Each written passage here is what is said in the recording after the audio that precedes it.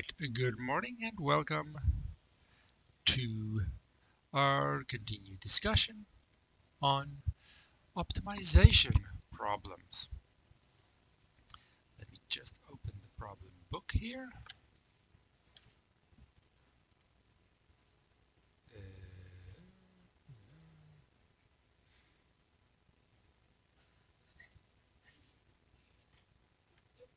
Alright. I want to do two problems and then we'll see where the time takes us. I want to do 10.6 next.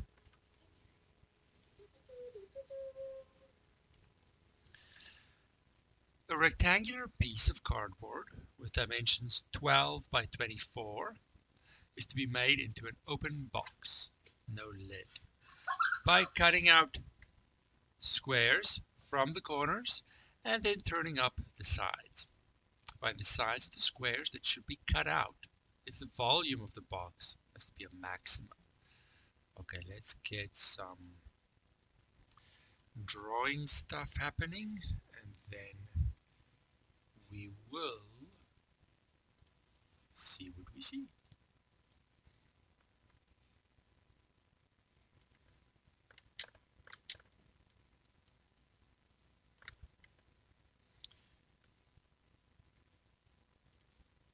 Okay, so now I want to do whoopsie, touch random buttons 10.6, and I want to draw a little diagram here. Let's get a square, nice big square, and what's gonna happen is I don't have a square. It's a rectangle. That's okay. Let's draw a rectangle. Okay. It is 12 by 24. Now I'm going to cut square pieces out of this and then fold it on these dotted lines. So let's do that. And by drawing and thinking, I am getting myself ready, thinking what are things that I've seen before, what are things that are new, and so on. So I like to take my time with this. There's no rush. Then I'm going to fold this up, right? So it's going to be a box and it's going to be folded up like so, something like that. So I need to, they ask specifically, what is the size of the square that needs to be cut out? So I'm going to let that length be X, and it's going to be everywhere. So let X represent the side length of the square or squares to cut out. Okay, because specifically they are asking for the dimensions of that square that I'm gonna cut out. And of course, once I know that, I know the dimensions of the box as well. Okay, so the 12 here represents, of course, the full length or width, and 24 the full length. If I'm going to fold it and I'm interested in the volume being a maximum, I'm going to have to talk about volume. So I'm going to have to bring in a letter. Let's use the familiar V to represent the volume, of course, of the folded box. Then I need my volume calculation, which is the area of the base times the height. Now, once I folded it up, it changes the length to the original 24 minus 2x lengths that were cut out on either side. The width of the box is now 12 minus 2x, and the height or the depth is that exact square length that I'm folding up. It's going to be the depth of the box. So the volume is then going to be 24 minus 2x times 12 minus 2x times x. And I'll simplify that when I need to. I don't care about right now. I just want to have a calculation, a volume function that all depends on how much I cut out. So practically speaking, I am kind of restricted on what I can cut out to actually have a box. I can't cut out nothing. That's not going to work. If I cut out nothing, I have no volume. But what I can cut out can be very, very small, heading towards 0, but I can't have an equal, right? If I have an equal sign, then clearly the volume is going to be 0 because of this factor over here. How big can x get is the other endpoint that I need to consider. How big can it get? Well, what is the most I can cut out? Thinking about this practically.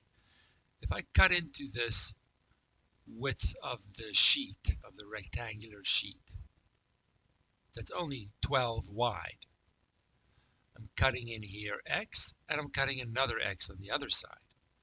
I can only cut in to halfway.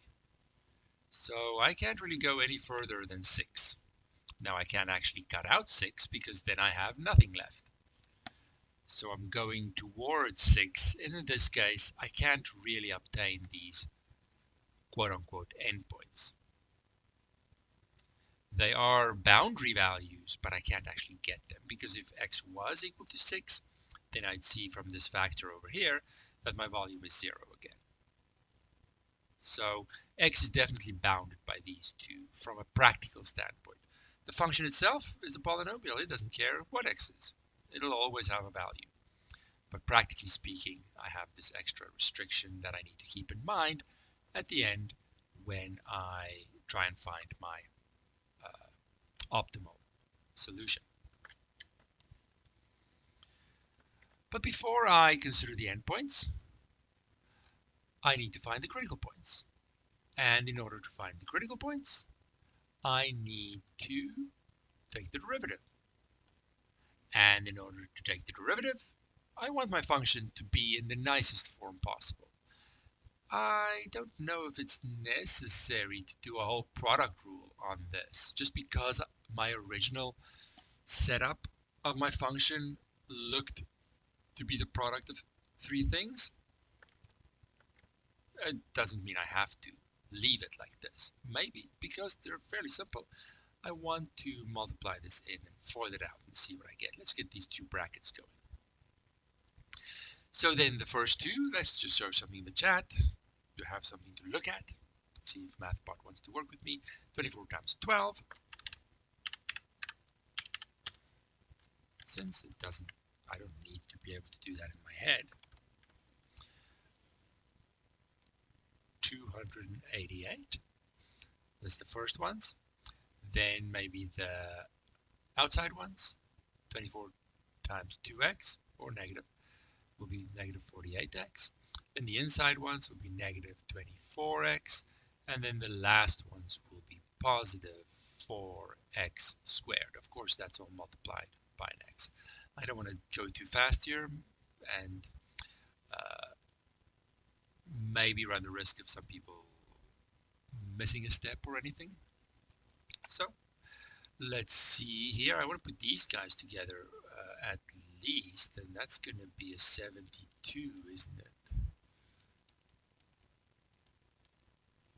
48, 68, yeah, 72, and then times another x. So let's multiply that x in. 288x minus 72x squared plus 4x cubed. Now, even though it's a polynomial, I see that in practical situations, my numbers aren't that small anymore, and I don't want to graph this. Ew. Even if I could, it's an inefficient use of my time. Now, there is my function, right? Now, the derivative is quite straightforward. 288 minus 72 times 2 will be 144. And then the x, and then power rule and other main properties will give me 12x squared. So the derivative is a quadratic function, polynomial, so I don't have to worry about where it is undefined. In the cases where I know my function doesn't have any x values where it's undefined, I'm not going to write that every single time. I know to check where's the derivative 0 and undefined. In this case, there's only the 0 option. So I'll just set this equal to 0. Actually, I'm going to swap it around while I do that. Because my quadratic formula is possibly coming, I want to write it in a way that makes me comfortable. And decreasing power of x helps me remember my quadratic formula. I'm not saying this can't be factored. I look at it, I'm like, maybe. Do I really care? If it's not obvious, then I don't truly care. But if you want to put an effort in, I put a few seconds in to see if I can factor it, because it would save me time if that answer is yes. And I can certainly take out a 12 everywhere. And then I have a 24. Maybe I want to just double check that 24. 288 divided by 12. Or maybe I'm confident. Regardless, of course, be sure you're factoring. And now I look at this. Can I quickly factor this? Maybe I can, maybe I can't. Or maybe in the moment I'm just not seeing it. People put way too much emphasis on factoring. When I have a quadratic formula to handle this, is it necessary? I don't really see. Very quickly, 8 and 3 wouldn't work. 6 and 4. No, I don't see it. I'm not saying it's not there. It's like I check, I spend a few seconds, I don't see it, I move on with my life. Now the 12 doesn't matter, right? I can divide both sides by 12, so it's at least a simpler quadratic function, so factoring out the 12 was definitely a good idea. Now, I don't see how to factor it. The quadratic formula will always work, so why spend time more than a few seconds? So negative b is 12 plus or minus square root of b squared is 144 minus 4 times a, which is just 1, times c, which is 24, over 2 times a, which is again just 1. I like to see what is inside the square root before doing a whole calculation. 144 minus 4 times 24. 144 minus 4 times 24. Random line, and I get 48, which then shows me why I couldn't factor it. It's not a nice integer. Okay, so x is equal to 12 plus root 48 over 2 and minus. Let's see what we get there. I'm just going to check my square root function. I don't use it often. Is it maybe this sometimes? Or usually it's this, but I'm not sure. Okay, that works. Okay, so now I'm ready for the first one. And you can calculate the minus one if you want to save some time. I'll do the plus one. So 12 plus square root of 48. And then another bracket, right? Divided by 2. 12 plus, check my brackets. Okay, it looks pretty good. Random line. 9.4641. Or Of course, there's one when I minus as well. At this stage, I have to just see the number and then be sure which ones I need to move forward with. So the minus one,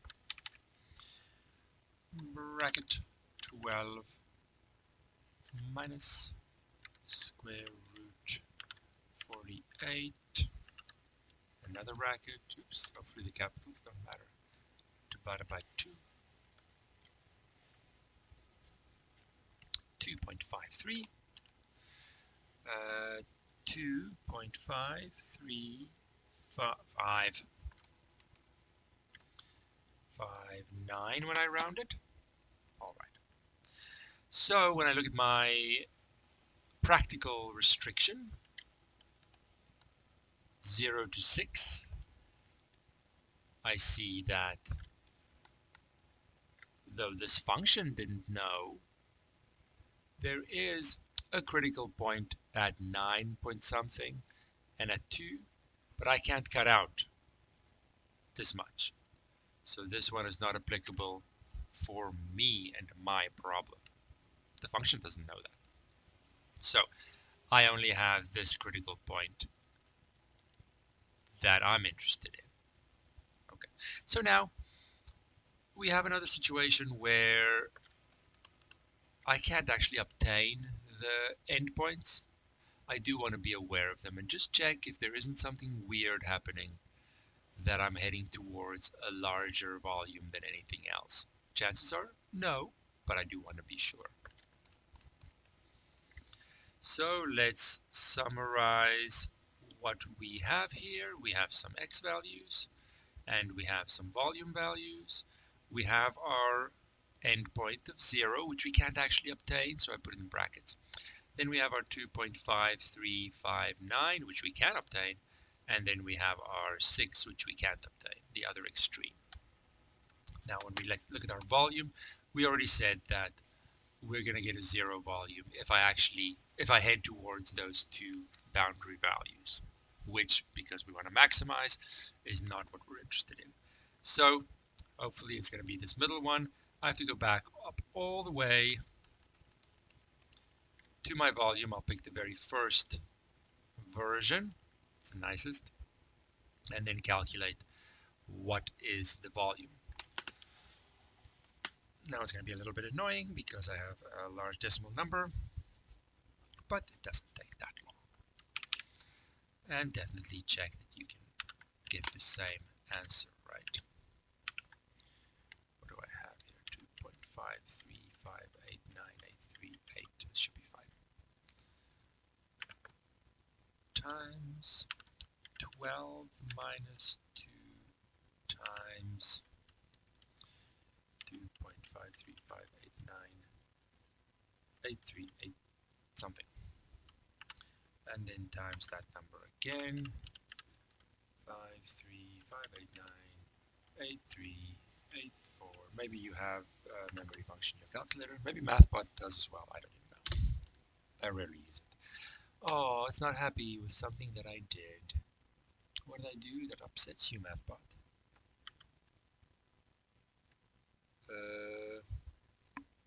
24 minus 2 times the number times 12 minus 2 times the number. Oh, I have a random bracket. That's better. My apologies for the random bracket.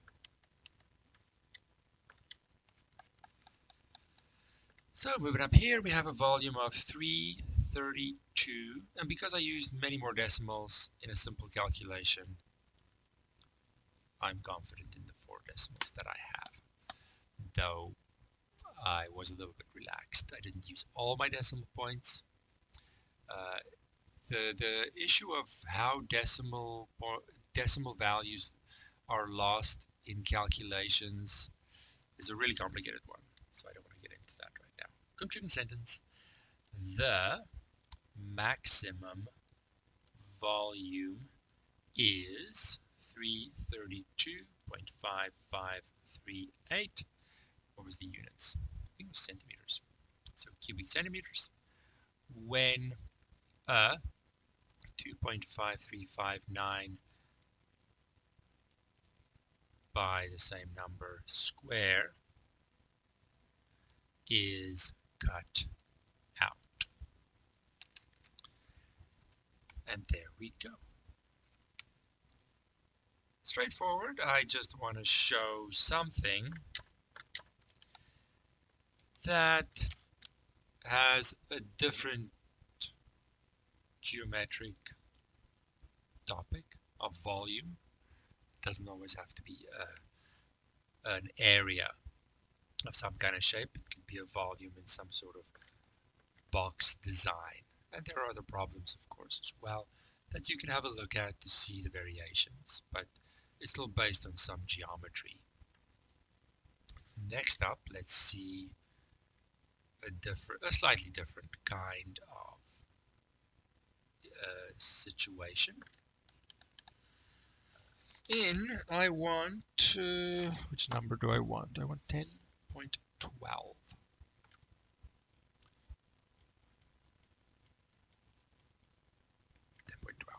All right. A fence must be built in a large field to enclose a rectangular area of that much. One side of the area is bounded by an existing fence. No fence is needed there. Material for the fence costs $3 per meter for the two ends and $1.50 per meter for the side opposite the existing fence. Find the cost of the least expensive fence. Okay, so let's have a picture. Picture helps a whole bunch to get me ready for the situation. So I have an existing fence, and then I'm trying to fence a rectangular region that has a specific area. And then, of course, I need to know the dimensions here. Let's go maybe x for the two side lengths and y for the other one. Of course, I have to write a sentence to define that. Let x and y represent the dimensions of the field as shown. I don't need to be too detailed, but I need a sentence. My picture can help my sentence, but it does not stand alone. Right.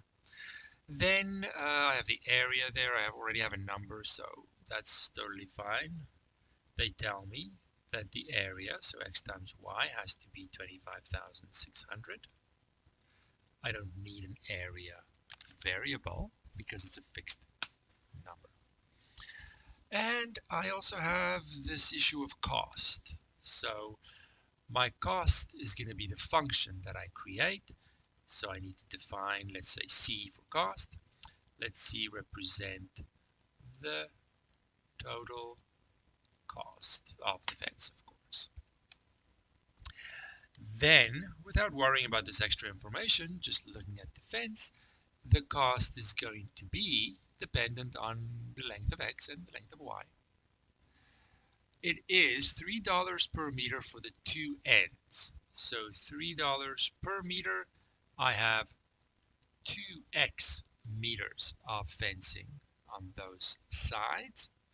$1.50 per meter for the side opposite the existing fence. So $1.50 times that length, which is just a single y. Now I can clean this up for sure. 6x plus 1.5y, and that's pretty much it. So at this stage, you can think about practical restrictions. You can think about, same as the very first one we did, right? My variables x could shrink down close to 0, and then I have a very wide field horizontally based on my sketch. Or y could shrink down to 0, and then I have a very long, thin vertical field. But regardless, they both have to be greater than 0. As they head to 0, I get these extreme flat horizontal one or really thin upright vertical one. Okay. So let's move forward, realizing that again I have a function based on 2 variables. That's not going to go well. That's why they give me this extra bit of information. I can maybe solve for y. Why not? And then I'll have y equal to 25,600 over x. That then goes into here, into my function. And so I can get a function just of x, 6x plus 1.5 times 25,600 over x. Let's maybe clean that up a touch. Maybe just a little bit. 1.5 times that numerator. Let's see what that is.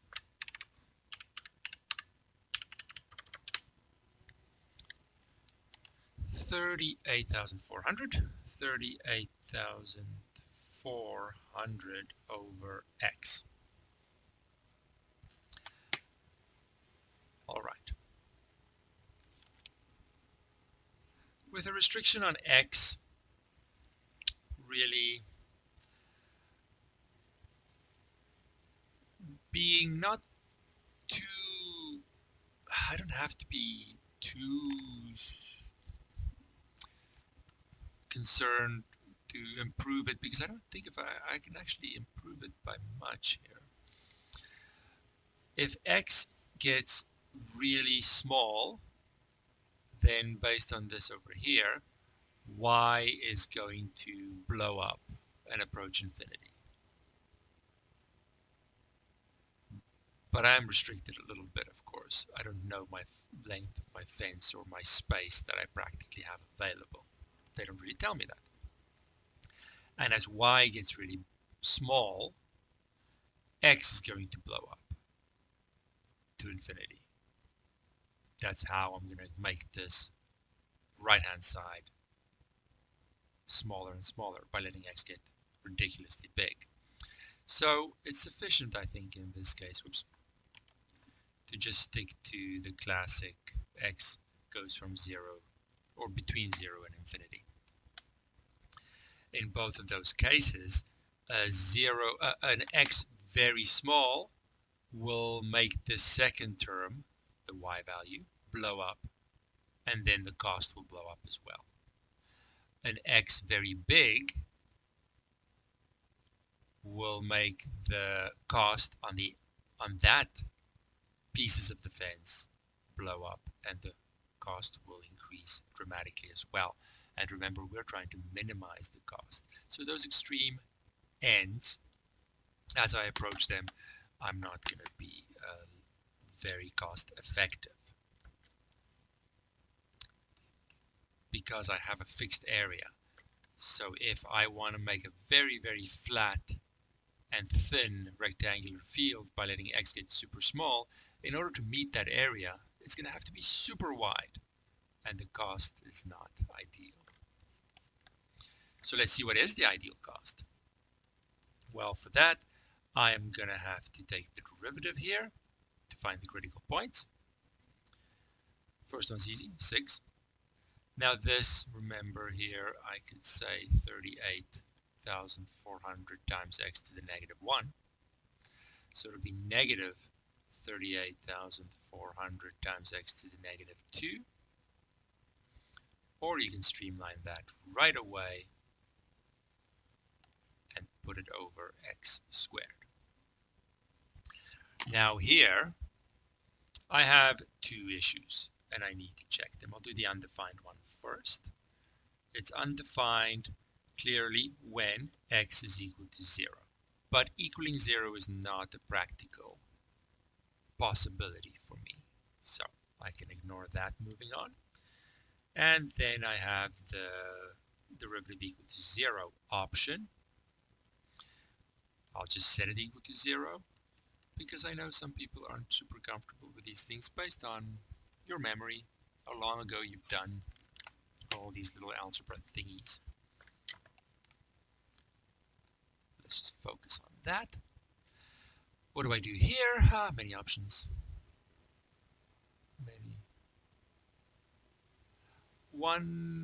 The safest one is to just merge this on the left-hand side, which you might have done when you simplified the derivative. Anyway, we chose not to. Put it over a common denominator x squared. I get 6x squared minus 38,400. It's not necessary in this case, but perhaps your derivative, you made it look like this, which might not be a bad idea. And then I'll more clearly see, oh, bottom equaling 0 is a problem. And to make the whole thing 0, I have to have the numerator equal to 0, just to relate it to things we've seen before. Each of these in a rational function comes from the denominator and the numerator separately. So maybe this would look a little bit more familiar to write it from the start into a single fraction and then see it as a rational function, and that might be more familiar. Either way, I get this, and that's going to be plus or minus square root of 38,400 over 6. Now I'm not interested in the negative, right? Because x can't be a negative number. So technically when I do this, there are 2 critical points coming out of this, but I'm only interested in the negative one. Not interested in the negative one, only interested in the positive one. So x is going to be, let's see, what is the square root of that? Square root 38,400 divided by 6, close the bracket. Oh, that's nice, 80. 80. Or, I'll just emphasize here, negative 80, and this one is not applicable. So we get this guy. And he's really the only one. Let's just summarize that. X values and not volume. That was the previous question. Cost. I do have these extreme situations, but we've already said that the cost is going to blow up whenever x gets close in those directions, or head in those directions. The only thing of interest that fall within my practical restrictions is this 80. What is the cost? When x is 80, I can go to this function, but seeing it's going to be the answer, I might as well find y and look at this nice simple version of the cost function. So when x is 80, y is 25,600 divided by 80. Let's see, that is going to be, what did I just say?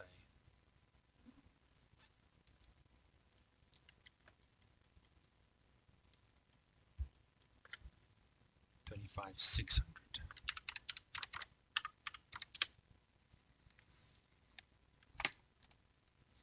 So I can do that over here. Y is 320.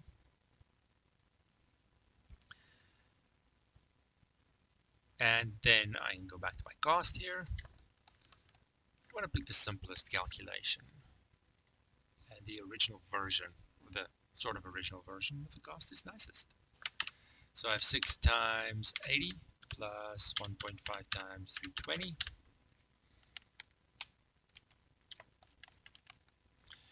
And so we get, oh, I need 2 equal signs. Right.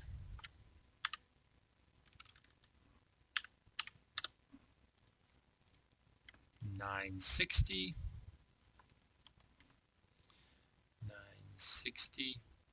And I know that the optimal value, whether it's a maximum or a minimum, can only occur at a critical point or near the endpoints. Now these are a little weird because I can't actually get there, but if it happened to approach a smaller value, then that's the one I would have to pick. But they both go up, and I'm looking to minimize cost. So we have our winner right there. Let's write our concluding sentence over here.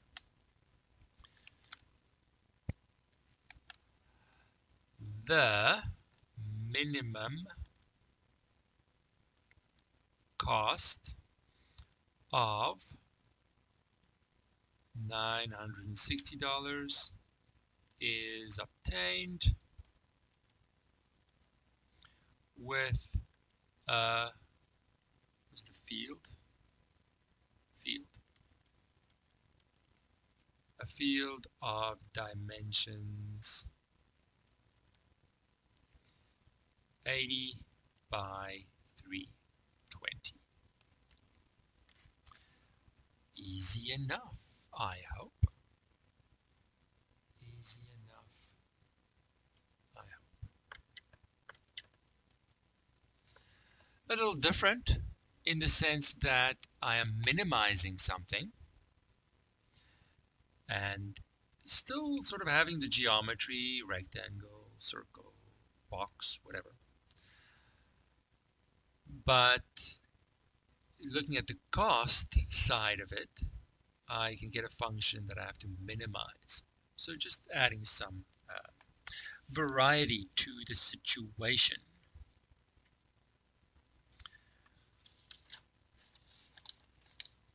Okay, so let's just see here. We have some time. I'll at least try and highlight the last one I can really think of that has a lot of variety that we haven't seen yet, 1018. We'll see how far we get. I think we can squeeze it in. Your company needs to design cylindrical metal containers with a volume of 16 cubic feet. The top and bottom will be made of a sturdy material that costs $2 per square foot, while the material of the side costs $1 per square foot. Find the radius, height, and the cost of the least expensive container. Okay. So we have a different geometrical shape, perhaps, that is worth seeing in an example, so that if I happen to put it in the test, it's not that strange. So what is this? 1018. So we have a cylinder that is straight still. So what do I need to know here? I'm going to have to know the radius of the top or bottom, and let's call the height h.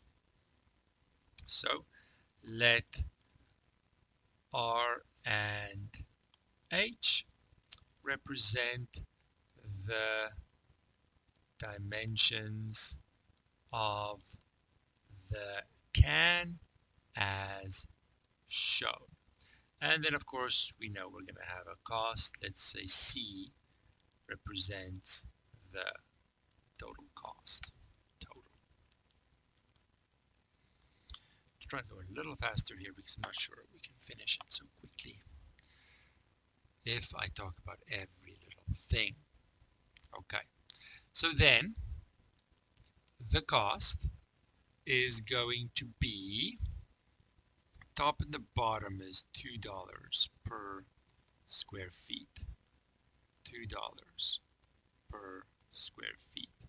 And all the way around, the size is $1 per square foot. Okay.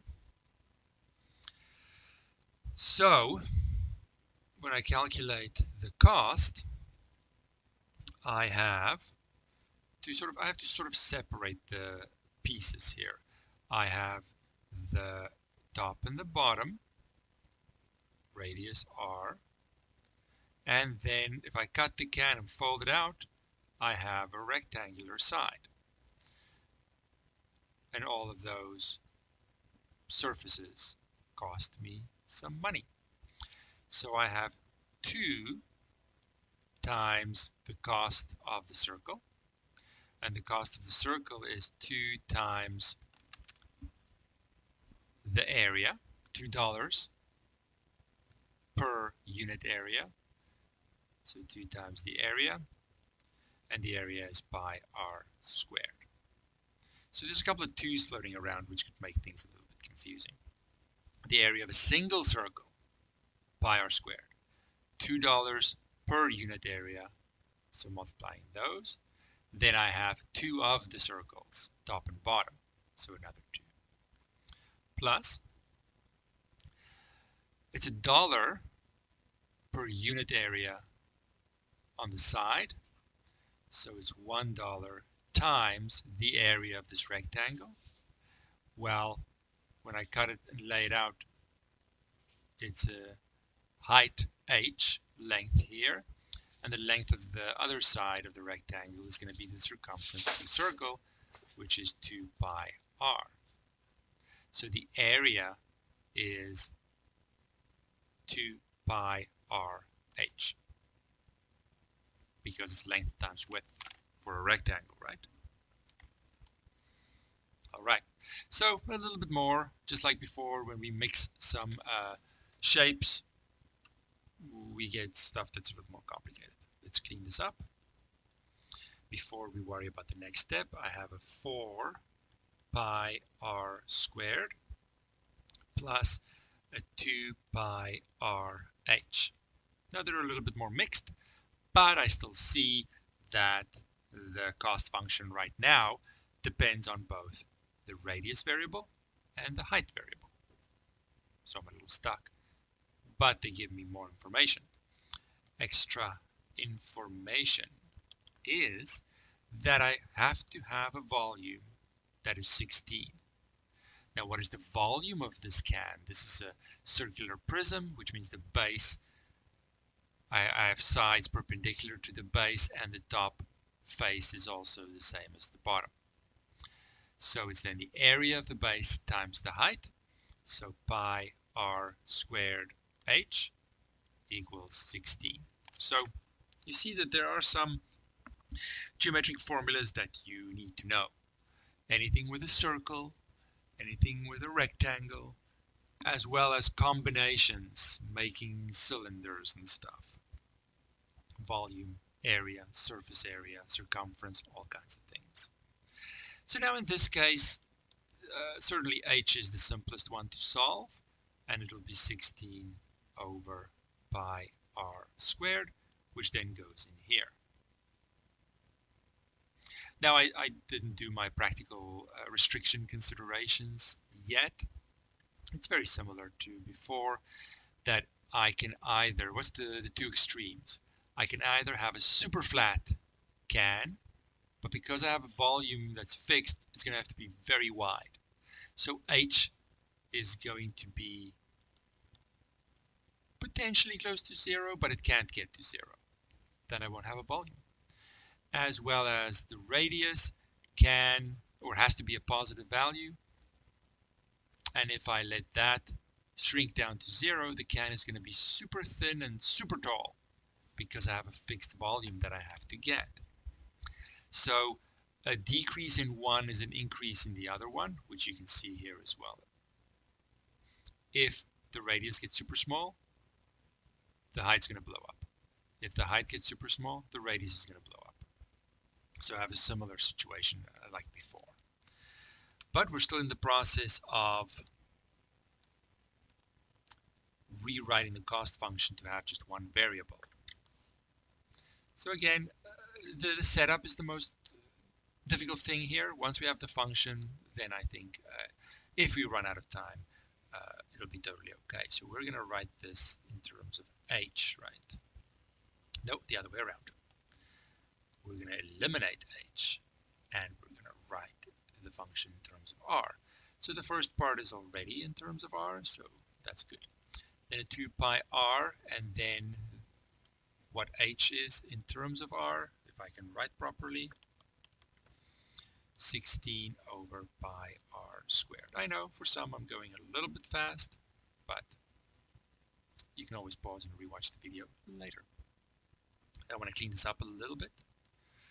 I'm going to leave my 4 pi r squared alone.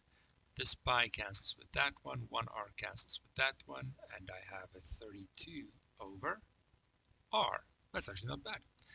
And like before, like we said, r is just going to have a standard practical restriction. Can't actually meet those endpoints, but we do need to consider it. So that's not bad at all. This is a pretty okay function, actually. I'm hoping that there are critical points. Next, we want to take the derivative, which is quite straightforward, I would hope, at this stage for you. This is, again, r to the negative 1, so it'll be negative 32r squared at the bottom. Now, it's maybe not the worst idea to put this together now over an r squared. It'll be 8 pi r minus 32. Maybe that looks a little nicer, that you recognize it as a rational function. All right. That doesn't look right. This is a cubed. So that when I simplify it, I get 1r left, and then the next term is going to be right. Okay, that's good. So I have 2 checks that I need to mention. Whoops. The derivative can be undefined when r is equal to 0, but that's not applicable for me. I can't actually get a 0. So the only thing I'm really interested in is when this is equal to 0, and that's going to be when the numerator equals 0. So I solve for r. I get 32 over 8 pi, or 4 over pi, and therefore r is the cube root of 4 over pi. I'm not sure how to do roots here. Let's see if MathBot works in the way I hope. I have to test it first. Let's try. Is it square root but with a square bracket maybe? And then the number? Let's give that a shot. Nope, that's not what it likes. I'm going to have to go look. Oh, no, I think it's a comma. Hold on. Let's see, because I know the cube root of 8 is 2, right? So I'm testing it with something familiar. But I don't remember. It's going to be square root, maybe 8 comma 3. Nope, that's not it either. I do not remember. Okay, so we're just going to leave this. And whatever decimal number this is the decimal number it is. You can calculate on your calculator. It doesn't actually matter, right? We have a value. That's going to be our critical value. We're running out of time anyway, so it's not a big deal. Calculated, rounded to 4 decimal places. In our summary, we're pretty much done. It's all now just calculator stuff, right? We have a radius and a corresponding cost. We can't get the extreme values. If we do get close to those, where's my cost function?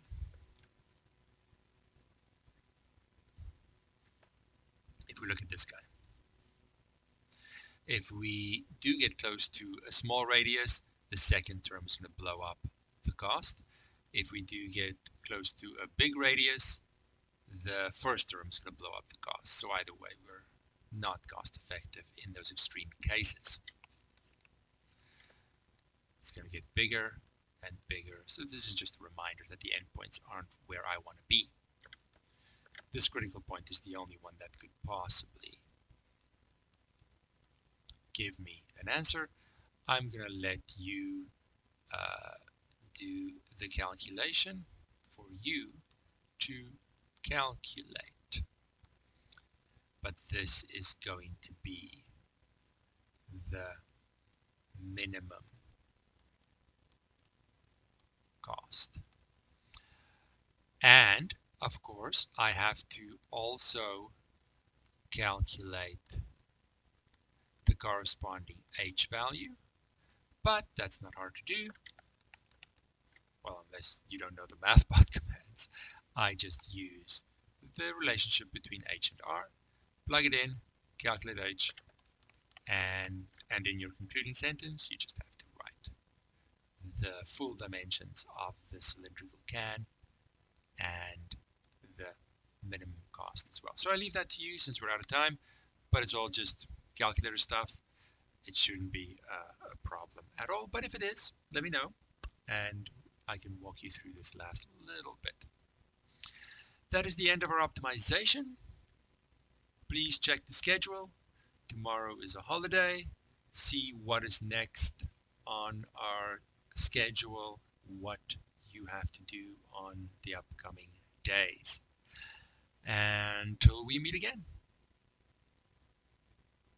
Please remember to click the like button if you enjoyed the video, and to subscribe if you want to be notified of more videos.